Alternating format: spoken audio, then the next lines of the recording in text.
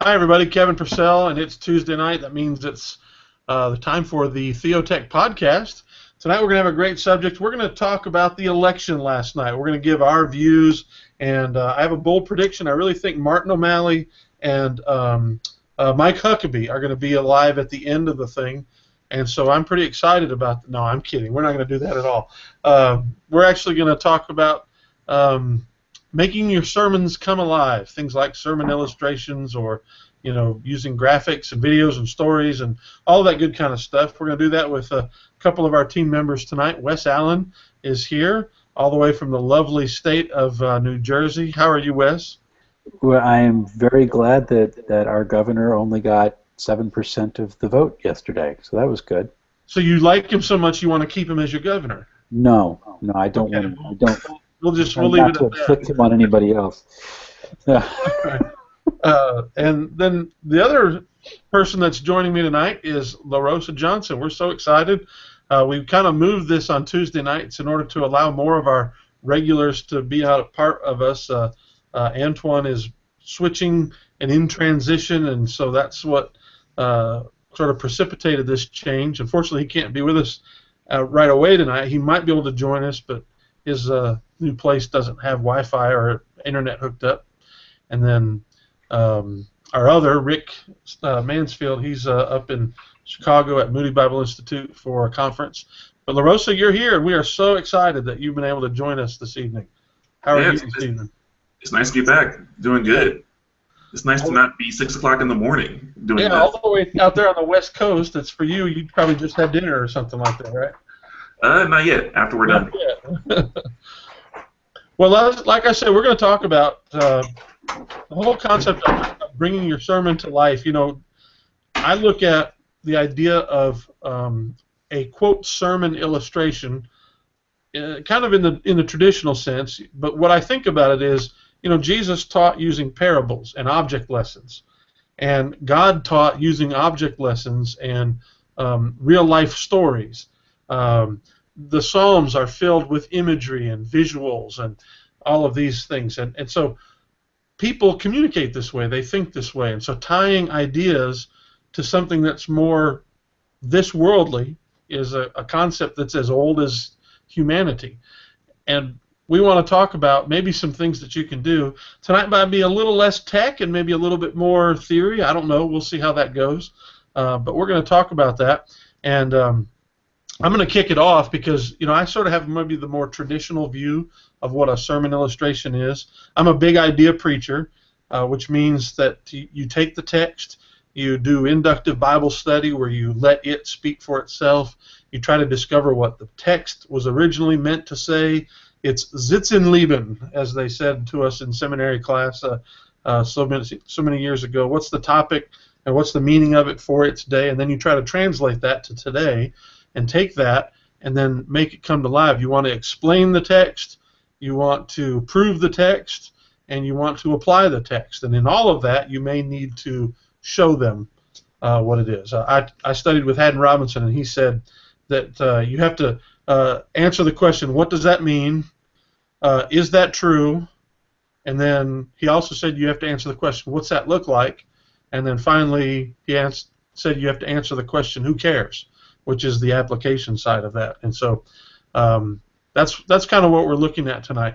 And to do that, I want to share just a little bit of what I do, the process I go through. I start off, we're going to go ahead and open up Olive Tree because that's one of the quicker programs that will open, at least it usually is. There we go. Finally it has popped up on my computer. I'm going to share my screen so that you guys can see what I'm talking about instead of just hearing it. But so let's pull up, somebody pick a really popular, well-known Bible verse other than John 3:16. What you got, Wes? 1 Corinthians 13. 1 Corinthians 13. All right. Well, I just recently preached through this, and of course you can see I've got even a few notes. I take most of my notes in Logos, but I must have been using this. Let's take verse 13. If you were to, I'm trying to highlight, and my computer's acting real slow right now. if you were La Rosa in, a simple sentence, what would you say is the main idea of 1 Corinthians 13 and narrowing it down to verse 13? I'm putting you on the No spot, matter aren't that no matter what we do or how we act, the most important thing that we do and show our Christ likeness is by loving one another. I? Okay. Wes, you like that? Sure. Sure, okay. So let's say that's what we're going to illustrate. So to simplify that, no matter what we do, we need to show Christ likeness through love. And what I do is I will, in my whatever Bible software or sermon that I'm doing, I'll pull up a note and I'll write that down. So I'll say something like, no matter, again, I'm not typing very well and my computer's running really slow.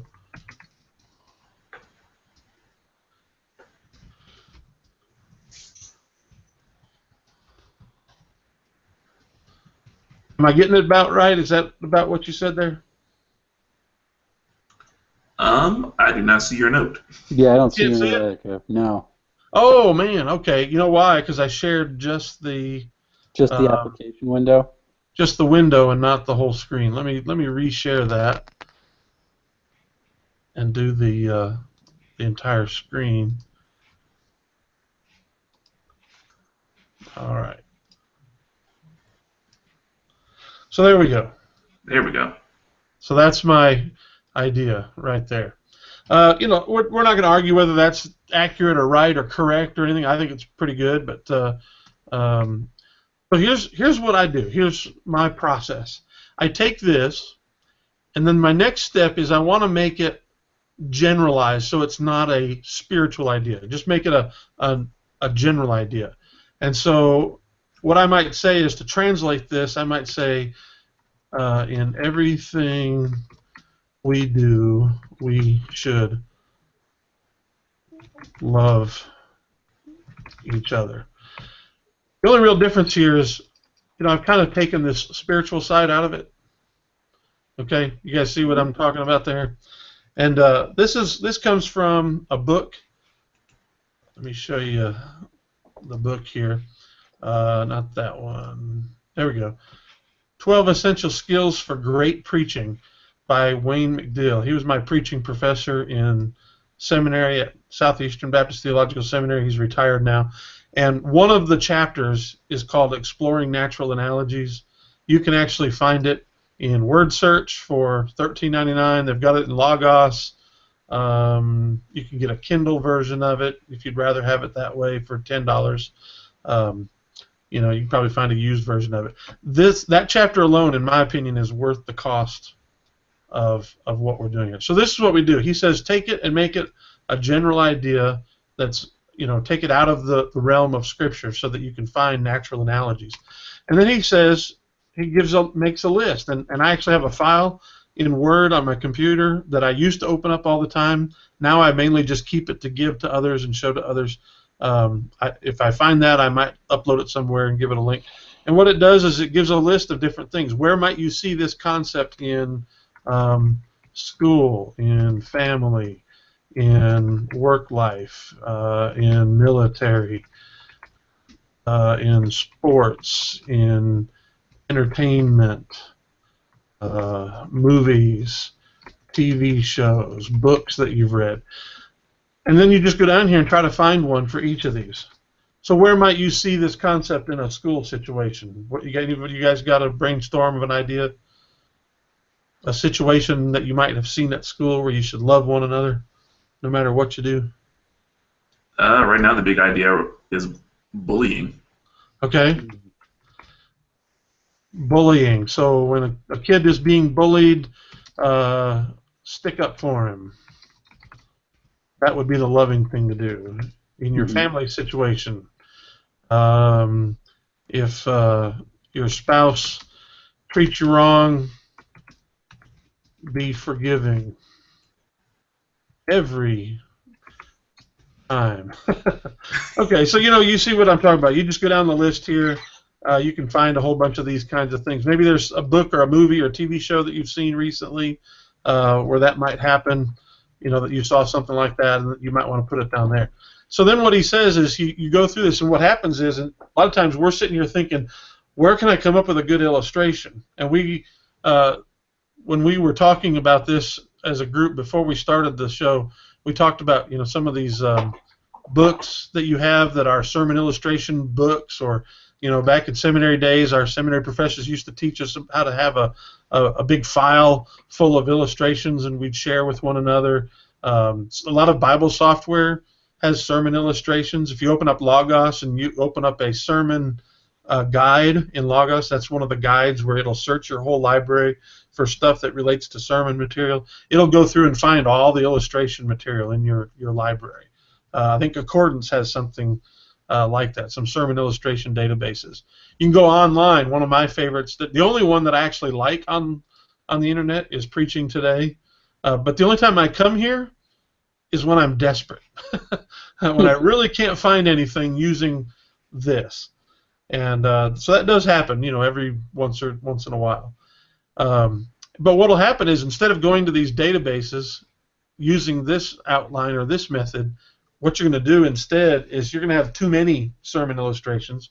So then he says narrow them down and pick out ones that you can relate to, and then also of what's left of that, pick out ones that your congregation can relate to. For example, Wes, you're a big Star Wars fan, right? I have been told that, yes. You have been told that, and I know that somewhere in Star Wars there's something about loving people, right? Can you think of some place in Star Wars? Yeah, Empire Strikes Back. I love you, and Han Solo says, I know. Yeah, Han Solo, I know. See, now that might be funny to put in there, but what if you happen to pastor a congregation and, your congregation's always kidding you, saying, all you ever talk about is Star Wars. We hate Star Wars. We don't like Star Wars. You may want to, eliminate Star Wars, because last week you already did a Star Wars illustration. Or, the sports illustrations, women get tired of the sports illustrations. Okay? Now, what I answer when women complain to me about sports illustrations, I say, yeah, but don't you want your husbands excited about coming to church?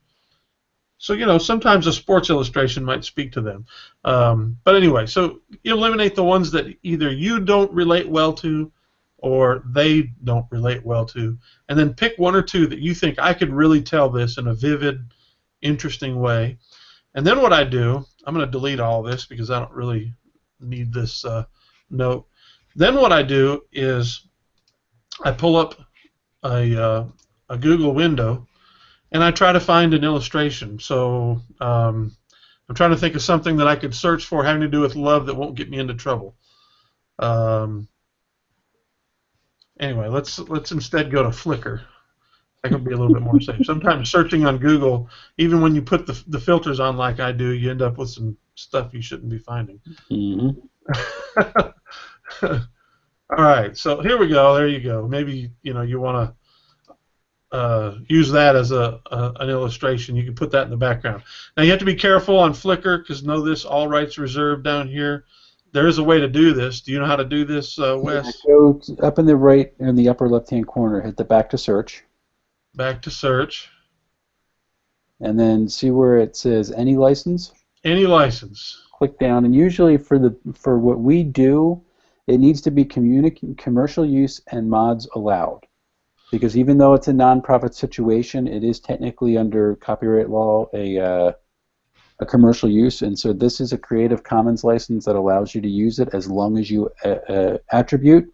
And if you make any changes to the images, you're supposed to upload them back up for other people to use.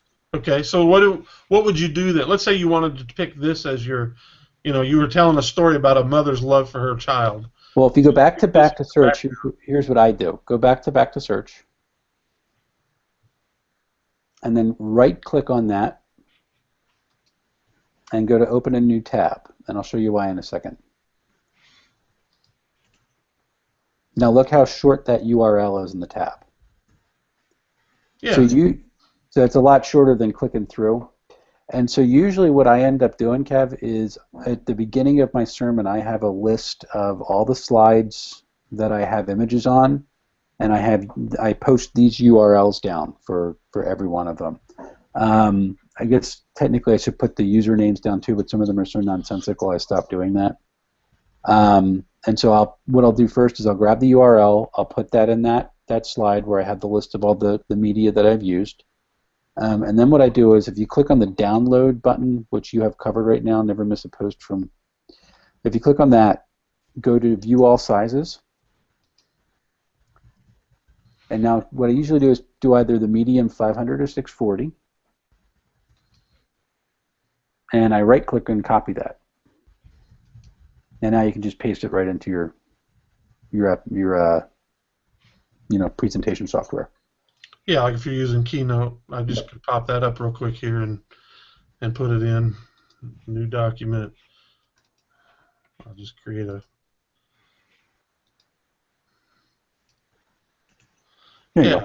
Now here's what I would do in order to do. Let's see, where do I add text? There we go. I would then get this URL. Control C. Okay. Yep. And I would format. Yeah, I used to do that too. And noticeable. Am I doing this the right way? You can see how little I used. Yeah, that's okay. And I would group that so that they come in together on a build. But right, yeah, I see what you're saying. I started finding that to get, because I put more than one image on a screen at a time, that ended up getting too busy. So I ended up doing put it on the one media slide. So okay. Either way, so just somehow, somewhere, while you're making the presentation, there needs to be this link at least, or the person's name, the username, right? Yep. Does it have to be the link or just the username? Well, the nice thing in this is you need to have the username quoted, but the nice thing is in the way that URL is developed, the username's in the URL. Right, okay. Say that again, La Rosa. I heard you chiming in. Technically, you really only need the username, because then you put the username, and then you're able to search through all their photos and find. Right. Well, you're supposed to put the URL to where you got it. So if you put the username at Flickr.com, that would be acceptable. But I like to get the actual, especially because it goes right to that image. But that's the idea. So there,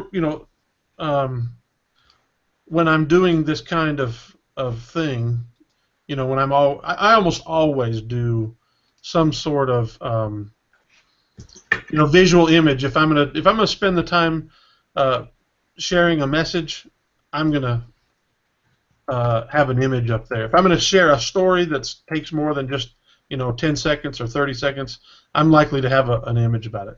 Now, preaching today, one of the reasons I do like it is, first of all, they are always adding fresh material, and then they almost always have a nice image that relates to it that you have permission to use.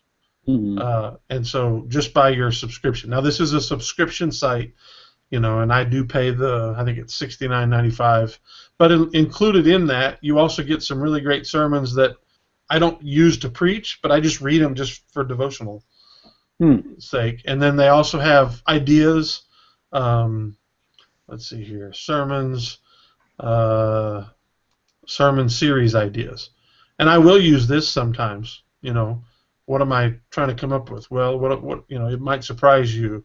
A sermon series idea from Mark Dever, or Dever, I'm sorry. Labels aren't all, and so this gives you a nice little series idea if you want.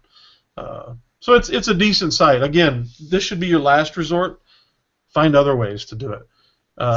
My first step is something will usually just pop into my head as an idea for me to illustrate something. Most of the time, you'll find the illustration in the text. I had 1 Corinthians 13. If it talks about, let's see here if I can find one of the things. I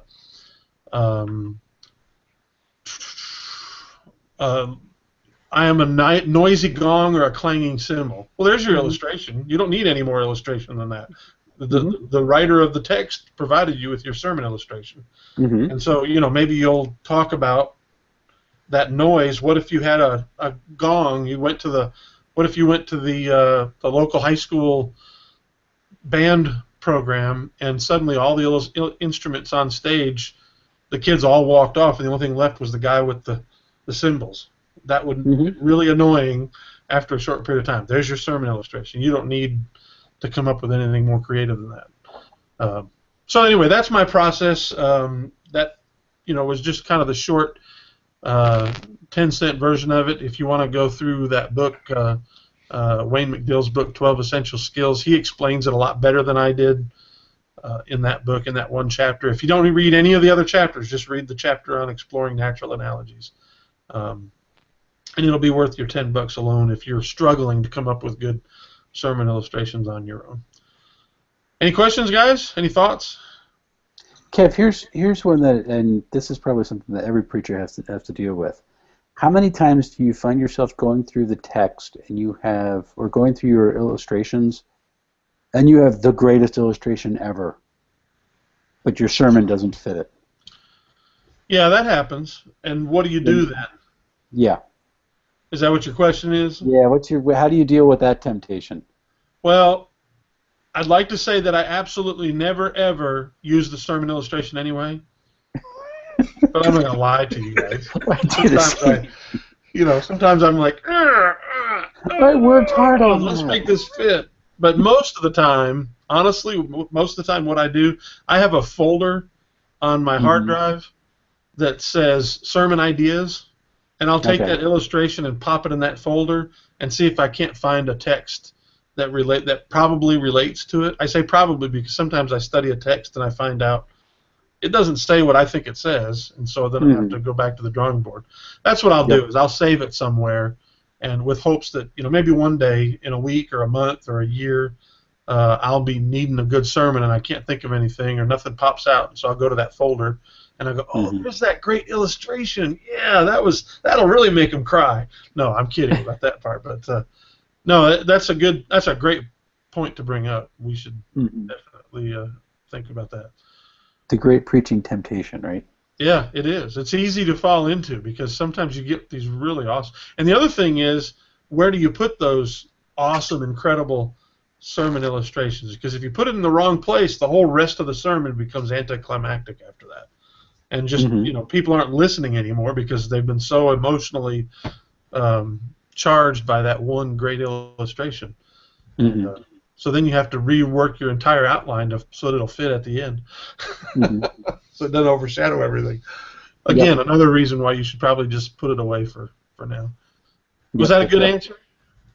Is that what you do? Yeah, my process is different. I've had points where I need to put this into my text for this idea right here, and I've had friends go, "You don't do that. Just don't." I'm like, "But it's perfect." Like, don't, dude. Just walk away. I'm like, "Come on." So, but there's times where I don't listen and put it in, and I'm always wrong. So. What do you do, LaRosa? Have you been there? Well, I don't preach enough, so what ends up happening is I have these great ideas, and then they just poof, never to be seen again. Yeah, well, that's true. If you're not on a regular weekly or even monthly basis, But do you find yourself still coming up with sermon ideas even though you're not preaching regularly? Oh yeah, all the time. Yeah, and do you save those somewhere? I at least write them down. Okay. And jot down notes, and like even if it's not a sermon that I'll get to preach, maybe it's a book idea or a blog post or something. Do you guys remember a piece of software that came out a long time ago called Bible Illustrator? That was basically the sermon. The software just looked like note cards, but it was searchable, and you could tag it with verses, and when you clicked the verse, it would open up Quick Verse. I think it was made by Parsons Technology that made Quick Verse. Do you guys remember seeing that or hearing about that? Or back in the early Windows 3.1 days when it had the note card, I don't know what it was called, but do you remember that little program in Windows 3.1? Yeah, it just had note cards. Was it called note cards? Yeah, I you had Post-it notes on so Mac. many sermon illustrations in note cards, and then I found that Bible Illustrator, and I thought, wow, this is amazing, and I bored my people with some of the worst sermon illustrations from that program for about 5 years before I really learned how to preach. I still don't really know how to preach. I'm just faking this thing. One of these days, these people are all going to come over here and say, "What are you doing?" But they're still nice and love me. Anyway, well, Wes, what's your process like? I know you and I are very different in our approach Yeah, I to am. If sermon Kevin, illustrations and things like that. So tell us your approach. if Kevin's kind of traditional evangelical Protestant, I'm kind of like weird somewhere else person.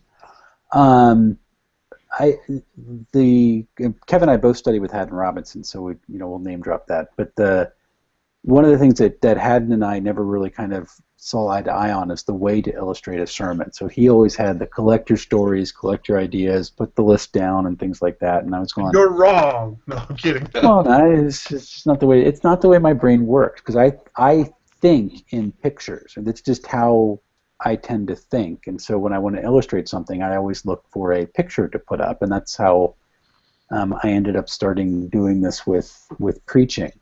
And so if you look at my screen, let me get my desktop here.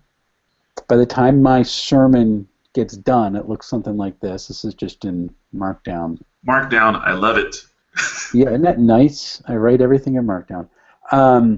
But through my text, the last thing that I do is I go through and I put these tags in there. And I'll go to preview mode so you can just see what it looks like. Wes, explain Markdown. You've talked about this many times on here, but just Markdown is just a plain text writing thing.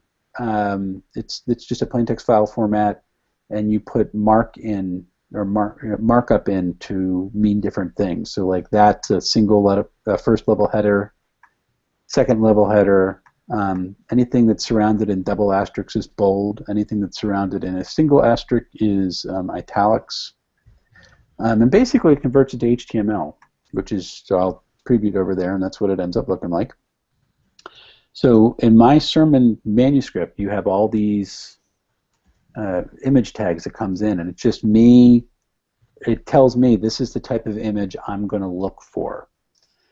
You saw, and Kevin demonstrated brilliantly how I often will just use Flickr, the Creative Commons search, which is the greatest repository that I've ever used, to find a lot of these images, or I just use my camera. You have a bunch of images that I've taken. In fact, you can see here that candle image. There's just an image that I took like 3 years ago. I created. If I ask a question, I always put a question mark up on screen, just to say, think about this, folks. And so as I preach, I go through these things pop up in the background. It's kind of like the animation behind me. So if I look on, here's my media use slide. But if I look on my screen, and I'll play this, see how that came on? So I talk about how we end up in this chapter of Acts, and you see the kingdom of Jesus really starting to grow. And so you see the kingdom grow. That's part of the illustration. Cornelius is making these offerings that are going up to God, the way that smoke goes up from a sacrifice up to the throne room of God. I have to remember what the next image was. Asking a question, and Peter's the one who's going to do this, but Peter's got some learning to do. So it's just a lot of it's real abstract stuff. It's not it's not real narrative based, and sometimes it's not very it's not literally attached to the thing. But I really like it. So, and it seems to be the way that people here tend to appreciate it. So, are you still seeing my screen? Did I stop screen sharing? You stopped screen sharing. Okay, good. And so it's been helpful for me because it's partly the way that I think. As soon as I started using the screen to preach, a lot of those more lengthy stories kind of went away because I thought that the pictures and the combination of my voice with the pictures was illustrating enough. Like I've done, and there's times where I'll do things that are very, not intentionally provocative, but things that make you really go ooh, like get a visceral connection with. So I was preaching on Jesus, one of his teaching discourses talking about the tower that fell down, and were those people any more sinful than anybody else? So this is the 21st century America. When you talk about a tower falling down, what image do you think of? Yeah, that's 9/11.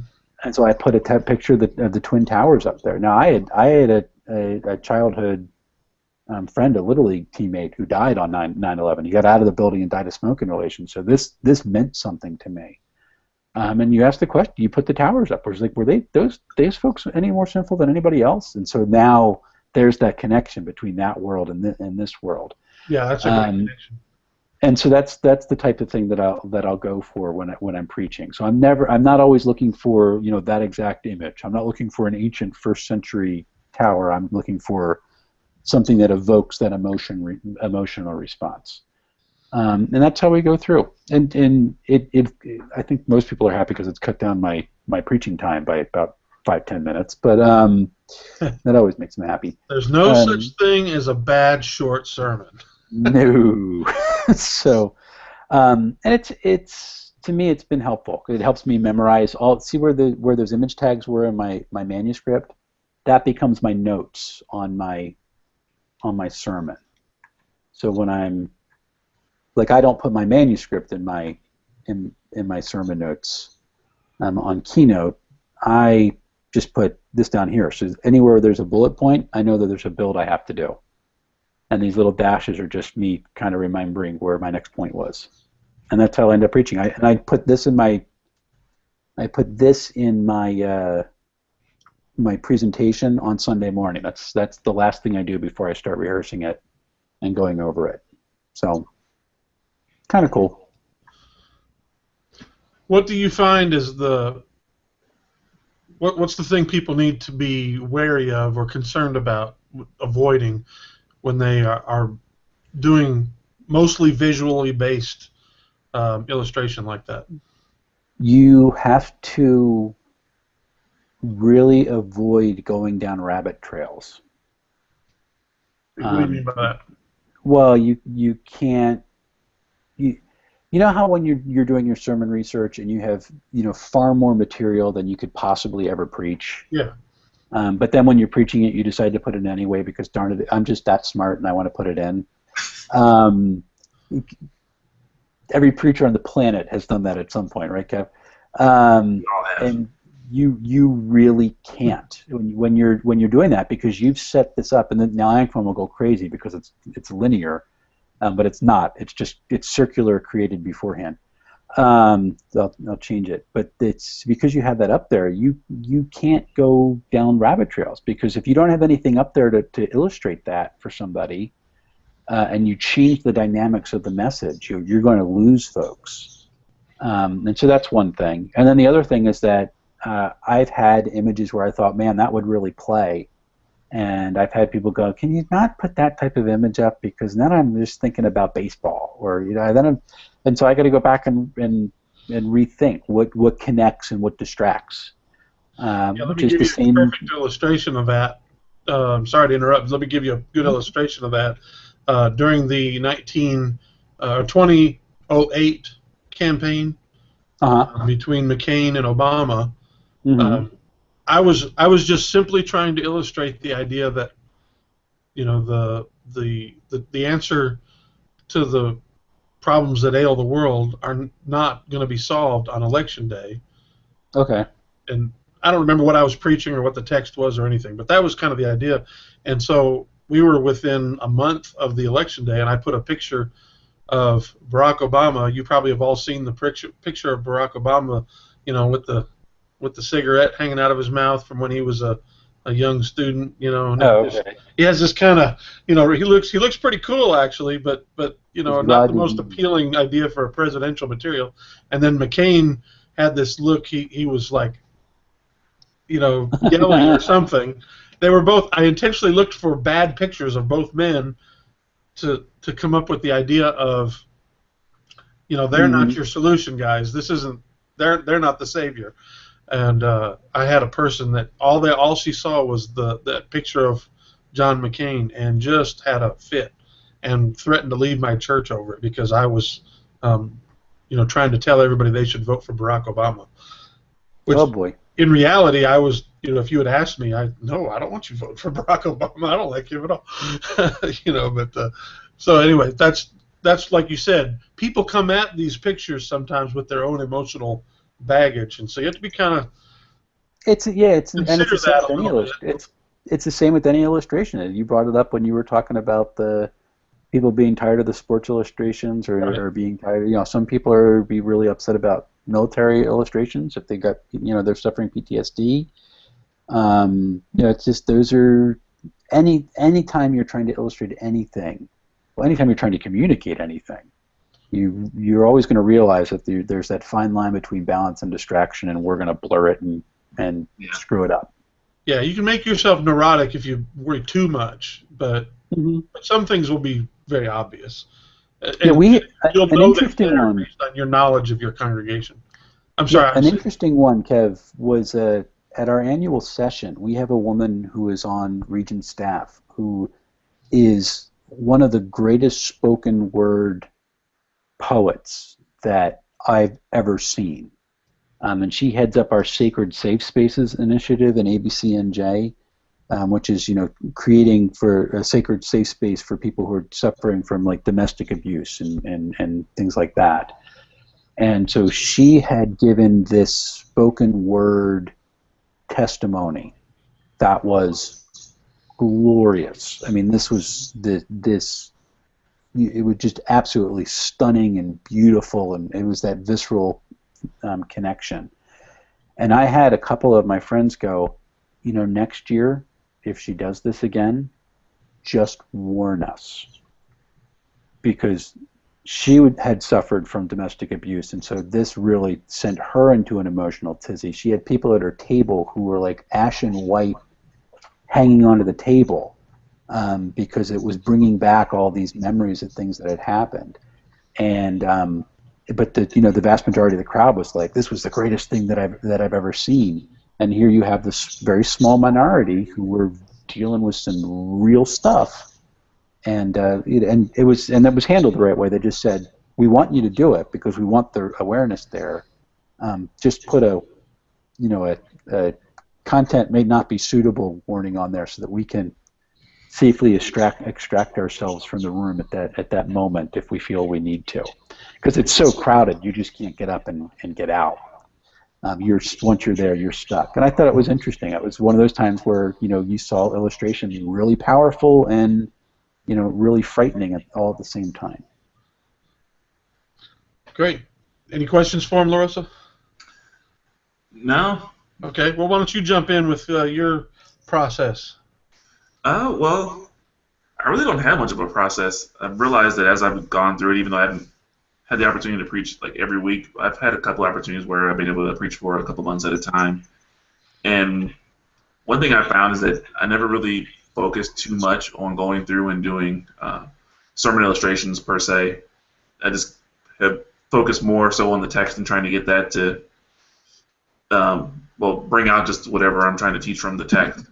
And pretty much any illustrations that I come up with are either like really organic and come out of either my own experience or, like you said, with the 1 Corinthians passage that we're using as an illustration, having to just come straight out of the text. I think it was back in November. Yeah, November was the last time I preached, and I was preaching through Ephesians, and the passage I used there was I was able to piggyback off with the guy I preached the week before because that pretty much laid out my entire series of illustrations that I needed. So that's really been my process, is to really let the text speak for itself as much as I can, but I haven't really gone in and had the time or opportunity to really go in and explore images or anything like that just yet. But one thing that I have been thinking of, because you were talking about taking down ideas and notes, is my former employer, WordSearch. They've actually got some pretty good tools for that. So, see if I can share my screen.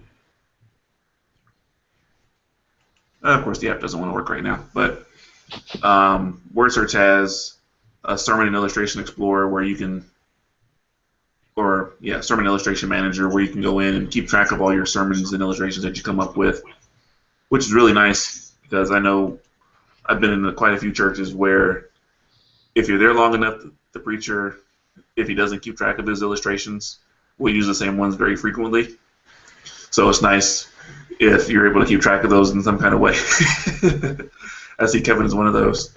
Yeah, but, after 9 years, it's hard to be fresh sometimes.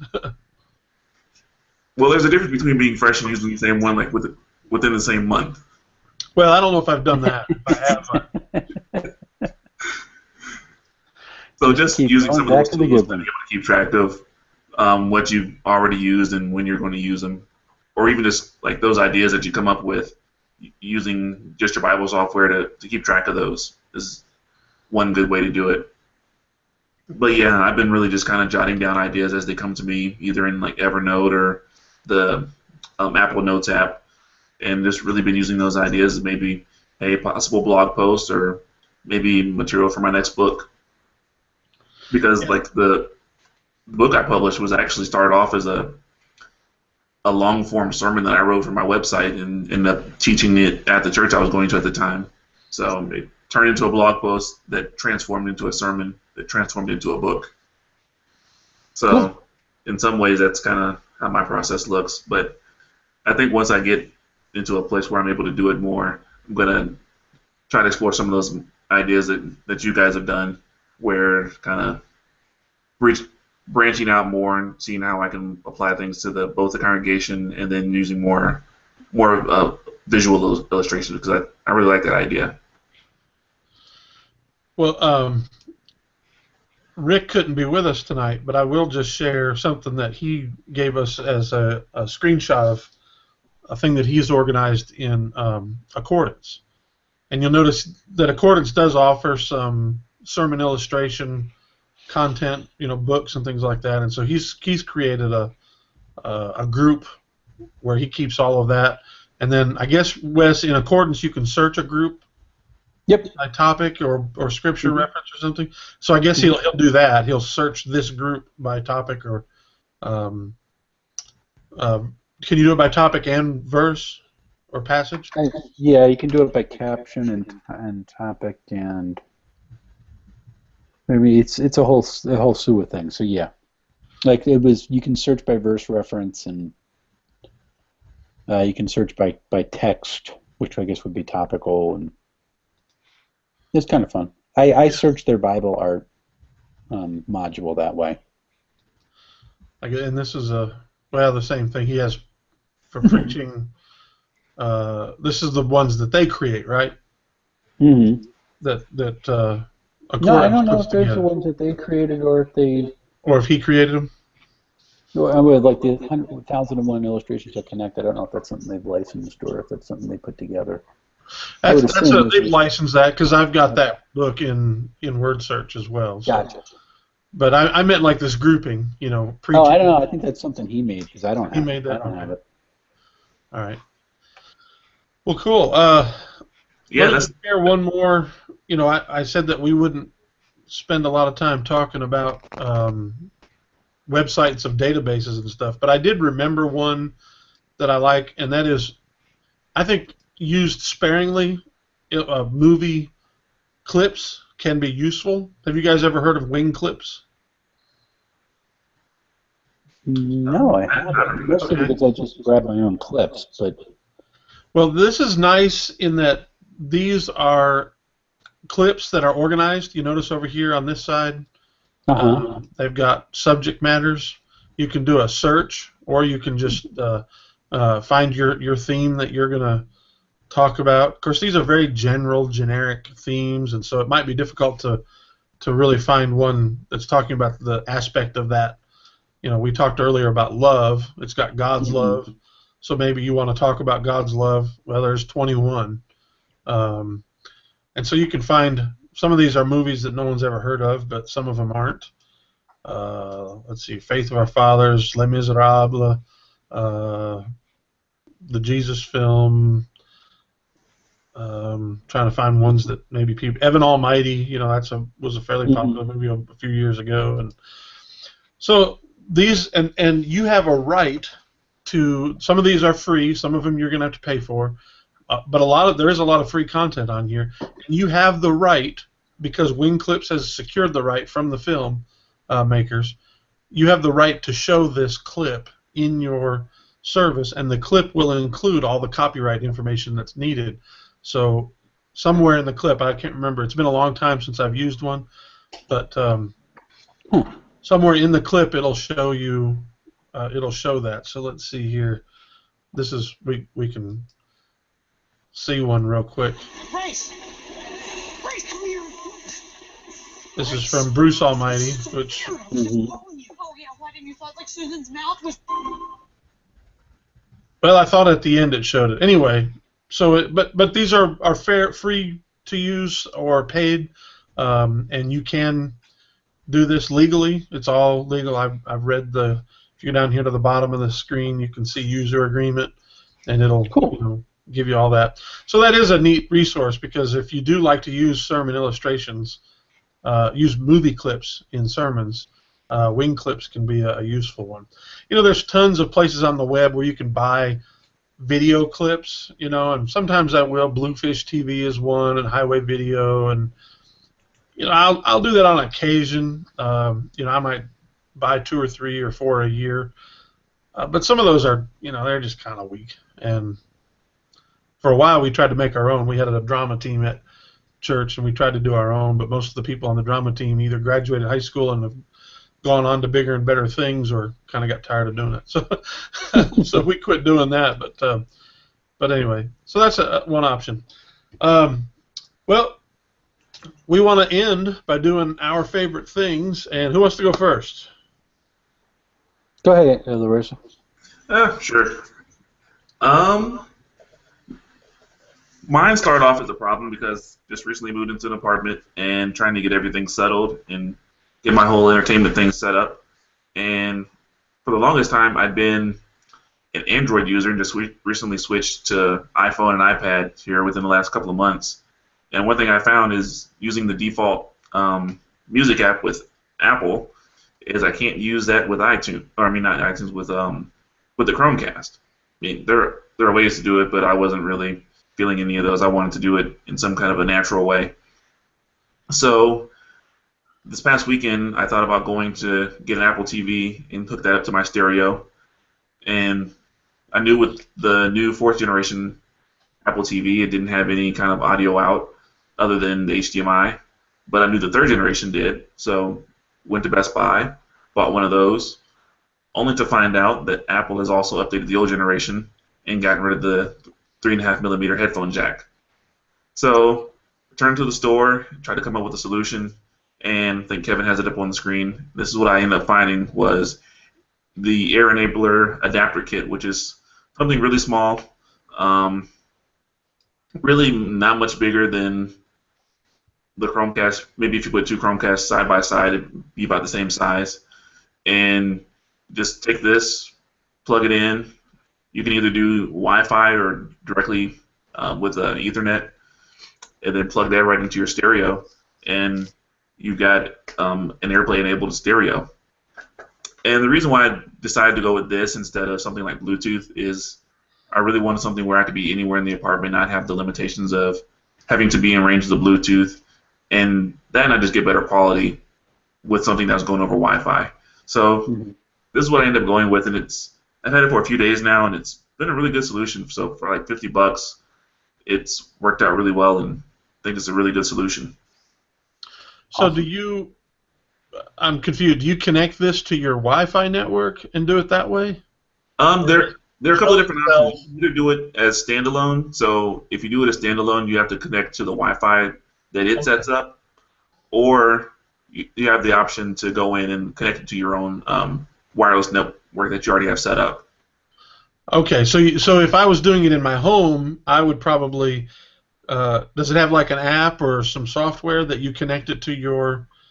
Well, what you do is like one of the screenshots it has, it shows like a Telnet app. So you just download a free Telnet app for your iPhone or iPad, and then you can basically Telnet into the device and go in there and set all the settings. Does it have a web interface? It doesn't have a web interface. Really? Okay. You have to do it through Telnet? So you're going to have to be a little bit of a hacker type to use something like this, which probably a lot of people watching this would not mind at all. Does it give you the instructions pretty basically? I mean, yeah, the instructions are really basic. Okay. Like you Telnet in, it gives you like the basic IP address, because what you'll do is it sets up its own little Wi-Fi, so you just connect to its Wi-Fi, first, and then you just telnet in with the IP, which is like 192.168.1.1, and then you just go in and you can give it a name that you want. Then you just set the mode, which is either, if you're going to have it plugged in with the Ethernet, you select the wired client, and then it takes care of that. Or you can just do the wireless client, and then it just asks for you to select the network, the password, and it reboots, and you're good to go. Cool. So it's $50. Yeah, it's $50. There are a couple of cheaper ones on Amazon that you can find, but this one had the best reviews, so I figured $50. I'd spent $65 on the Apple TV, so not really losing much spending $50 on this one. Yeah, there's Cool. another one up here. I don't know is this also AirPlay? Yeah, I thought about that one, but that one seemed to have some iffy reviews. Yeah, it's only got 3.5 stars. That's a little questionable. So okay, and this is awesome if you are an Apple person. If you're not, this is the way to go. I mean, it's just so dead simple and so cheap, right? If you're an Android person. Yes. And Heck, even I'm an Apple person, and I love the Chromecast. well, that's right. I was going to say it depends on the music app. Now, La Rosa, you're doing this because you use the iPhone music app, right? Right. The Yeah, because I iOS. upload all my music to iTunes Match, so that's where all my music lives right now. Yeah. See, now I use the Google Play is my music streaming service that I use, and I do it because I can do it on Android and iPhone. Yeah, when I went iOS, I went all in. Yeah. Okay. But if you are like that, if you are, you want to use Apple's music app, which there are lots of people who do, this looks like a usable solution. So long as you're willing to do the old telnet thing. That is kind of funny. All right. So Wes, what's your favorite thing? I'm going with lynda.com, which is not a dating site. So yeah, you got it up there. This is an online training site. So it's got a bunch of online courses for it. You buy a subscription to it. And Kevin, you said you actually have had subscription to it for the last couple of years. I'm just getting my feet wet into it. With my ABC&J continuing ed, we're getting me a subscription this year. And I'm doing a thing right now on Apple Motion, and really, really loving it, and just have looked at the library, and I'm really, really excited to getting into some of the really cooler features of the site. So the courses are about nine hours long total each, so you're getting some good teaching, and their videos are excellent quality and really well done. They just came out with an iOS app, so you can even watch it on your iPad and go through the tutorials on your computer at the same time. That's pretty cool. Yeah, here's one. Here's a motion. Yeah, that's even an older motion. Yeah, it does look like an older one, but it gives you an idea of what it does. I tell you what, one of the things I think is so cool about this. Let's see if I can find the newer video. Just the other night, I was playing one for my son. Somewhere up here, you can. Yeah, here it is. My history of courses. Video for photographers, and we just played this welcome video. It'll pop up its own video. I like to do it. I actually like to do it on the. Hi, I'm Eduardo Angel. As we all Let's know, mute him. But it's not doing it now. What I was doing it on, it has the text of the course below it, and it would actually highlight the text as he's saying it, which was neat because then you could also follow along, and if you missed something that he said, you didn't have to rewind it real quickly, and you just look at what he was reading below it. So, but for some reason, it's not doing it now. I don't know why. It's different than what it was. But the other thing I like about these is they can get a little dry and long, so you can actually watch them at 1.5 or 2 times the speed if you can listen fast. video is a team sport. You will be working with other people. So it does sound a little silly when you do it like that. But these things are awesome. Look at all the different. We've lost Wes, haven't we? I think we have. Yeah. Look at all the stuff though that you can learn. Yeah, and the nice thing I like about Lynda too is you should really check out your local library, because I know like our county library has a Lynda subscription to where members of the library can actually use lynda.com through the library without having to go and get their own subscription. Really? Yeah. Wow. I wonder if that's legal. Don't ask, don't tell. Maybe, I don't know. That's pretty awesome. I know that they do sell like a site license Yeah. for businesses and stuff. You know, it's really expensive. This costs. Let's see here. I think Like it's $40 a month. 20. Like It's $20 a month if you buy a year's worth and don't want to have any of the download files. For example, like they'll have as you go through these courses. This one doesn't have any, but some of these courses. Yeah, the programming ones usually have the files with them. Like here, I'll open up this Final Cut Pro.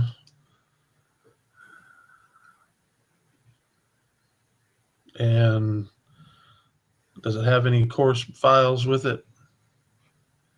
I don't see any course files. Anyway, if it has, they'll have like example stuff. Like let's say you're doing video editing, they'll let you download the videos that they are actually editing in the course. So that's pretty cool. Yeah. So lynda.com is pretty cool. It's $20 if you pay annually, $25 monthly, and that's if you don't want the download files. It's $30 annually if you pay for a 1-year subscription, or $35 a month if you do want the download files. There you go, downloads right there. So it does have the exercise files. Yeah, it's nice too. Like even if you don't want to do the annual thing, if there's something you want to learn real quick, just go in and download pay for the month, download the files, and just kind of go through it for as long as you need it.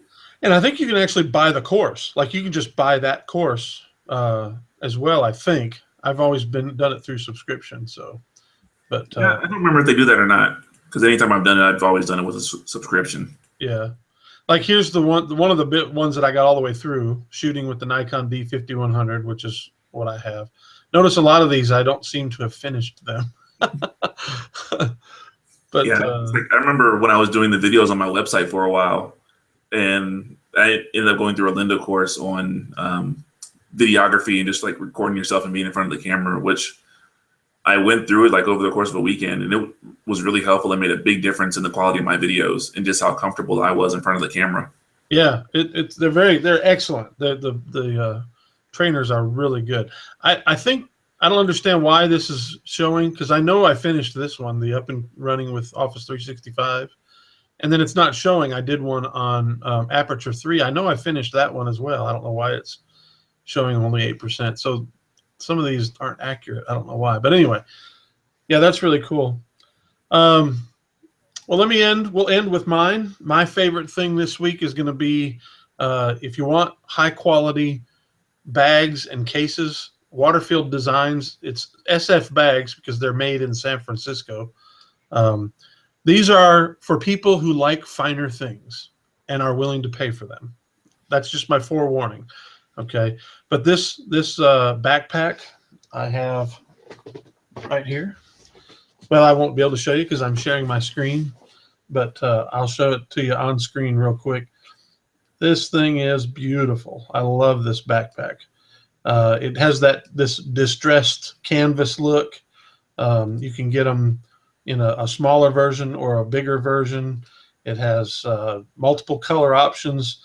This one that they're showing right there is the chocolate leather on waxed canvas, which is the one I own. Just absolutely beautiful backpack. It's durable, sturdy. That shows you the stout one, and that's the slim one. I have the stout one, and I love these bags. Another one that I get these because I review them. Okay, so I didn't pay that much for mine, but if I had that much money to pay for bags, I would. So anyway, this is mine after so many years. You can see it's a little bit grungier, but it's still beautiful. And actually, the older it gets, the more beautiful it starts to look. After a while, it starts to get distressed. It's a nice bag. What kind of warranty does it come with? This is the one that I have now. It's their latest bag, and it's smaller and fits. I've got my iPad Pro and my MacBook in there, and it's got two zippers on the front. This pocket goes all the way through, but I've got my my MacBook charger and my iPad charger in there. It's got two pockets on the inside for a mouse, cables, and that sort of thing. I like the fact that the inside cloth is this bright kind of almost orange color, and that makes it a lot easier to see stuff inside than most cases have black inside. And so it's just they're beautiful. I love their bags. I've reviewed probably a half a dozen of them. So here's another one that I don't really use that often. Here's a an iPad sleeve case that I don't use anymore because I don't have that small an iPad anymore. So like I said, they're not cheap. You're not buying cheap stuff, but these things are going to last you forever. And I love them. So go to SF Bags and check those out. And you can go to notebooks.com or gottabemobile.com and read my reviews. Just search for Waterfield Designs for either one, and you'll see my reviews, my full reviews of all the different bags that I've reviewed over the years. Well, hey, man, this has been fun. It's 10 o'clock, so that means it's time for us to go. We ran Wes off already. This is the other one that I've got, this bolt case. I'll show you. This is probably the best one. I was going to skip it and just go on over, but here we go. I've got the black one right there. That's beautiful. I love that one. Anyway, so thanks for being with us, LaRosa.